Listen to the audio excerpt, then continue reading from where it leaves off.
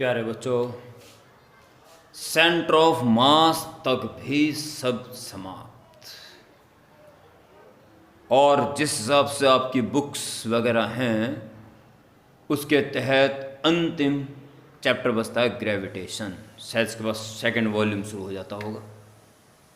और लो जी, मैं हेडिंग में डाल देता हूँ। कभी आप कहो कि मैं सिर्फ बातें बातें करूँगा। ग्रेविटेशन। और हेडिंग पढ़ने मतलब प्यारे बच्चों ये हो जाता है कि वो शुरू हो गया। और इसका मतलब ये भी हो गया कि चंद दिनों में ही आपका फर्स्ट वॉल्यूम भी समाप्त हो जाएगा। हर वो वीडियो जब आप उस वक्त उसको देखते हो तो आपके समझ में आती है। ये तो गारंटेड है कि यही मेरी परिभाषा भी है कि जो बता रहा हूं वो आपके समझ में आ रहा है। नहीं आ रहा है तो फिर मैं कुछ नहीं। जब वो समझ में आ रहा है तो उसका होमवर्क करना, पर उससे डिपेंड न्यूमेरिकल्स करने, तो बस सब कुछ बहुत उत्तम हो गया, बहुत बढ़िया हो गया। आप लोगों से मिल भी लिया, जो नहीं मिल पाए वो नहीं मिल पाए बस। परंतु ये तय हो गया कि अब आपको होमवर्क करना निश्चित हो गया।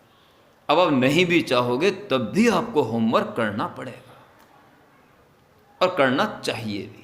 मैं नहीं चाहता कि आप ऐसा करें कि अब तो हमें होमवर्क करना पड़ेगा ना। ये होना चाहिए कि हमें होमवर्क करना है। ये इतना अच्छा अगर समझ में आ गया तो मेंटेन कैसे रहेगा। इसके लिए होमवर्क करना, नोट्स बनाने जरूरी हैं।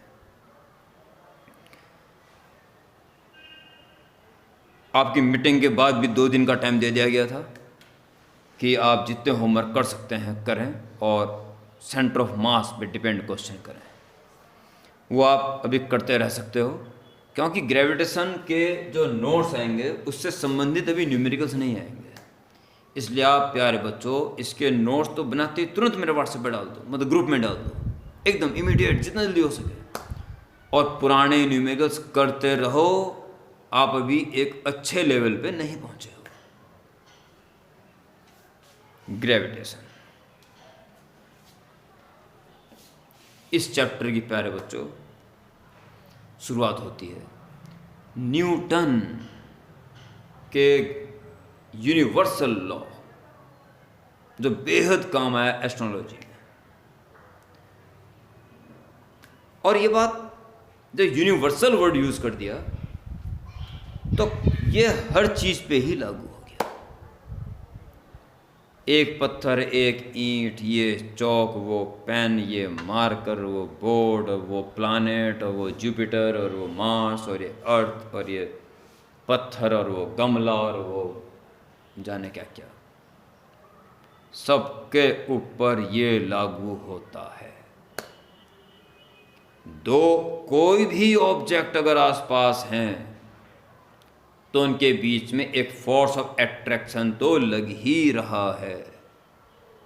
ऐसा कहा न्यूटन ने। इस चैप्टर की पहली हेडिंग आप डाल दें,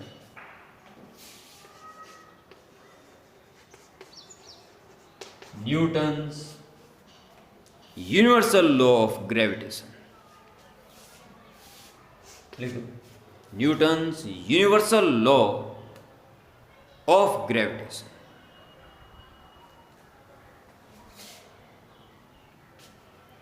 और उसने क्या कहा, 2 पॉइंट मासेस m1 m2 और एक दूसरे से r डिस्टेंस पर हों तो इनके बीच में फोर्स ऑफ अट्रैक्शन का लगना तय है।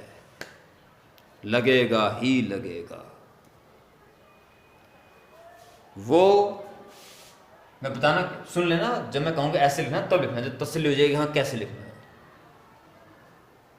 ये जो इनके बीच में फोर्स लगेगा एक दूसरे की तरफ, वो पूरी तरह से इनके इंडिविजुअल मासेस के प्रोडक्ट के डायरेक्टली प्रोपोर्शनल टू होगा, एज वेल एज इनके बीच की डिस्टेंस के स्क्वायर के इनवर्सली प्रोपोर्शनल होगा।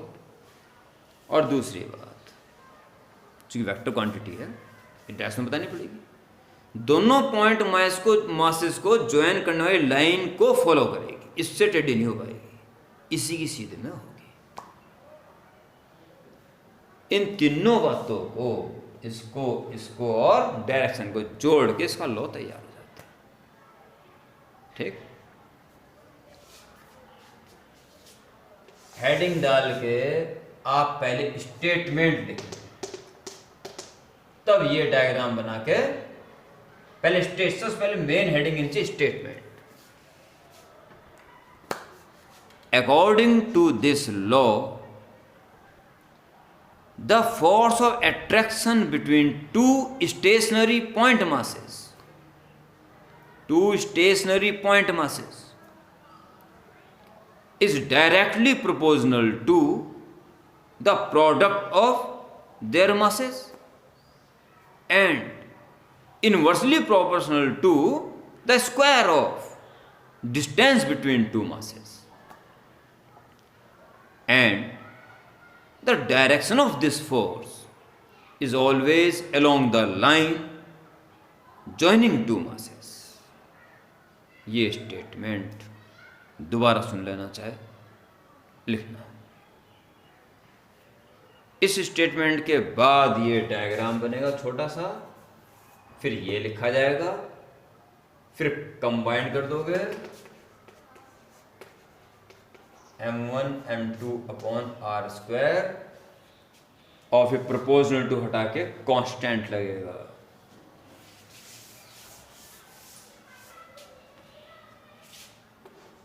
F is equal to G into m1 m2 upon r square। G, चाहे ये दोनों पॉइंट किसी भी मेटेरियल के कितने भी बड़े कहीं भी रखे हों, G की वैल्यू हमेशा एक जैसी है।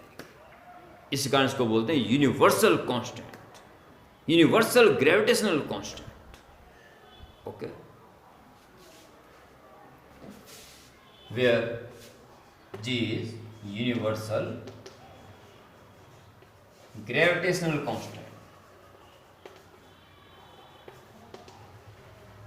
gravitational constant।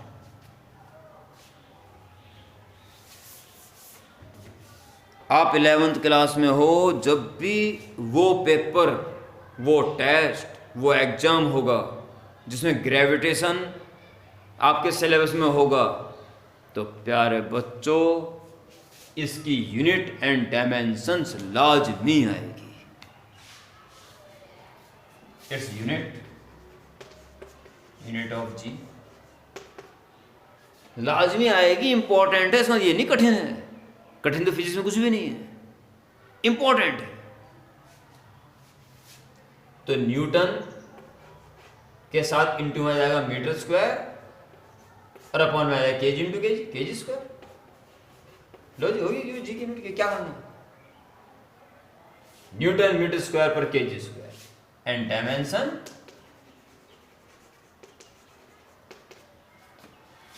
न्यूटन की ml t-2 metre square L2 upon m2 mass का स्क्वायर इक्वल टू